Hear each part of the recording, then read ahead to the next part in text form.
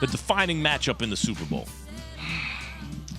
I think I have to look at the offensive side of the ball and the passing game and Jalen Hurts and what that shoulder's like against that young, inexperienced, banged-up kind of secondary when you got guys that are in the secondary for Kansas City who played well in the playoffs and then down the stretch of the regular season. We didn't see Jalen Hurts do much over the last 2 games, 3 games in regular season, the last regular season game into the playoffs because of the shoulder situation. And they had big commanding leads against the Giants and obviously the San Francisco situation. So what can A.J. Brown and Devontae Smith do against guys like Snead, who will probably be cleared to play in the Super Bowl along with McDuff, a young, talented player out of Washington? Can they take advantage of them? To me, that's what's going to decide this Super Bowl game. Can they somehow figure out how to get Jalen Hurts going in the passing game? Because we know that Kansas City's going to throw. And if Kansas City is throwing and they're hitting their targets and scoring points, and it forces Nick Sirianni to change his game plan of trying to run the football and be dominant up front with that offensive line, can Jalen Hurts do it against this secondary that's somewhat suspect at times? See, Key, I'm looking more so at the Chiefs' O-line, right, against this Eagles pass rush. Philly's defense led the league with 70 sacks this regular season. 70 sacks, man. You got 4 different Eagles who have double-digit sacks, which is an NFL record. So with Patrick Mahomes we'll see how he is on the high ankle sprain, if he's able to move the same. We saw him in that one last play. Obviously, that got the penalty when they got pushed out of bounds against the Bengals. That got them into field goal range. But, for me, how that O-line handles the pressure in the pass rush will determine whether Pat actually has time to create passes from the pocket. Key, if I'm trying to make you beat me with your running backs, what am I doing if I'm the Chiefs? If I'm trying to establish a run game in other words, like Belichick would always try to take your top 2 things away. Beat me with your third thing and I'll tip my cap, right? Yeah. So like I heard him before the second time the Giants popped them. You hear him on the sidelines going, "Make him beat you with Manningham. Make him beat us with and he beat him with Manningham. What could Belichick do? That was his plan. Show me your third best option can beat me, and I can't take everything away. So I'm looking at the Eagles. Jalen Hurts, if he can running the ball is bad news for the Chiefs. Jalen Hurts throwing the ball, I think, is bad news for the Chiefs. I would rather take my chances making them beat me by running the ball with their backs.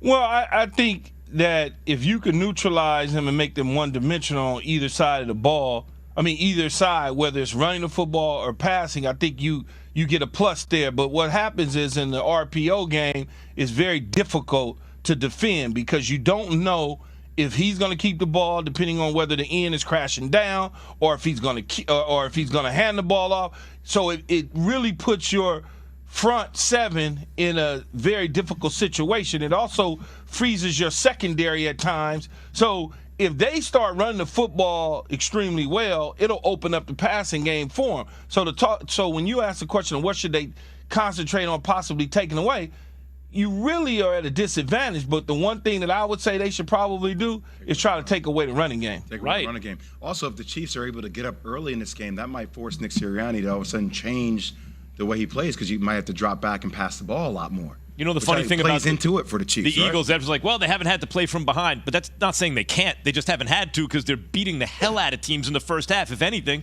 they took their foot off the gas in the second half because they got big leads. Yeah, and there's a lot of stuff you didn't see, right? There's a lot of stuff. Think about it. Over the last 3 games of the season, 1 in the regular season and 2 in the playoff games, it's going to be it was probably very difficult for Kansas City in Spagnuolo, the defensive coordinator, to game plan defensively, because typically you watch some games or whatever, but you're really concentrating on the last 4 games of the season to go back and look at tape to really break down what the offense or the defense could possibly be doing, even though you got advanced scouts there. They're not seeing nothing in those games.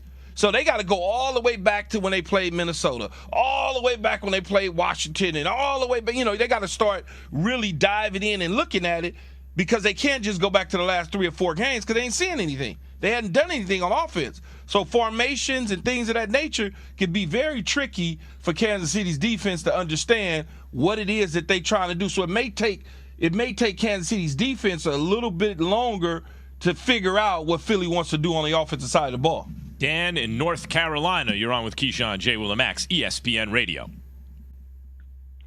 Hey, good morning, guys. First off, I'd like to say I really love the show. You guys are a perfect mix of controversy, and I love that. But I do want to tag Max with a new nickname. I like to call him Laundromax. Laundromax. I kind of like it. Oh yeah, I'll tell you why, man. You get up in the washer, you're going back and forth in your conversations.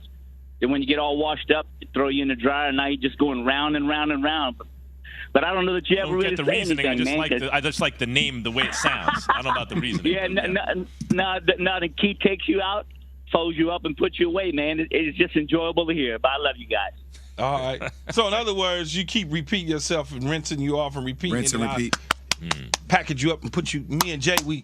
I don't like that. Nick in Jacksonville. I decided I don't like the nickname. Nick in Jacksonville, you're on with Keyshawn, J. Will, and Max.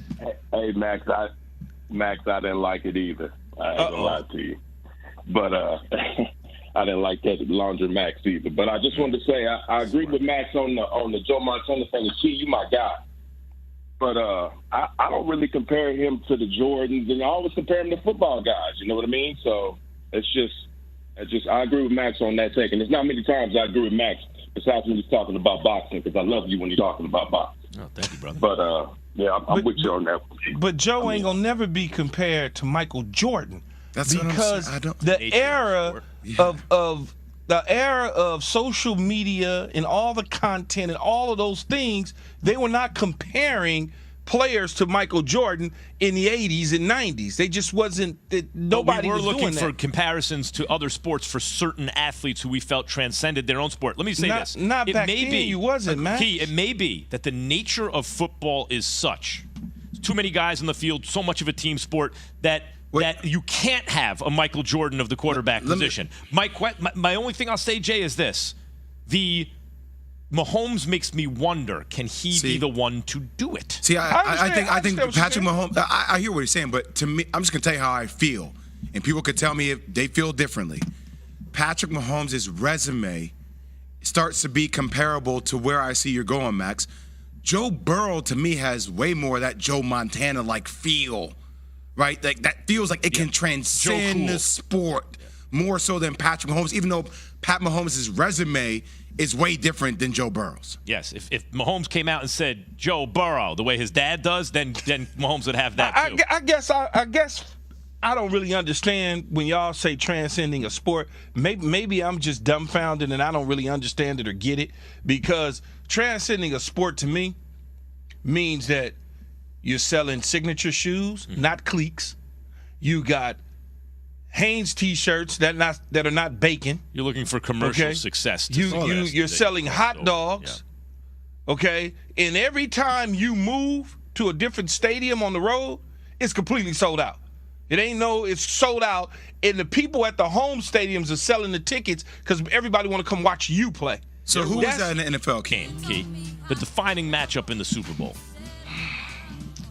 I think I have to look at the offensive side of the ball in the passing game and Jalen Hurts and what that shoulder's like against that young, inexperienced, banged up kind of secondary when you got guys that are in the secondary for Kansas City who played well in the playoffs and then down the stretch of the regular season. We didn't see Jalen Hurts do much over the last 2 games, 3 games in regular season, the last regular season game into the playoffs because of the shoulder situation.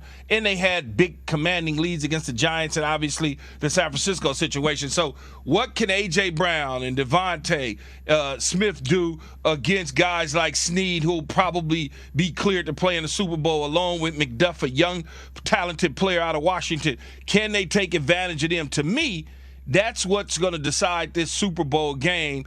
Can they somehow figure out how to get Jalen Hurts going in the passing game? Because we know that Kansas City's going to throw. And if Kansas City is throwing and they're hitting their targets and scoring points, and it forces Nick Sirianni to change his game plan of trying to run the football and be dominant up front with that offensive line, can Jalen Hurts do it against this secondary that's somewhat suspect at times? See, Key, I'm looking more so at the Chiefs' O-line, right, against this Eagles pass rush. Philly's defense led the league with 70 sacks this regular season. 70 sacks, man. You got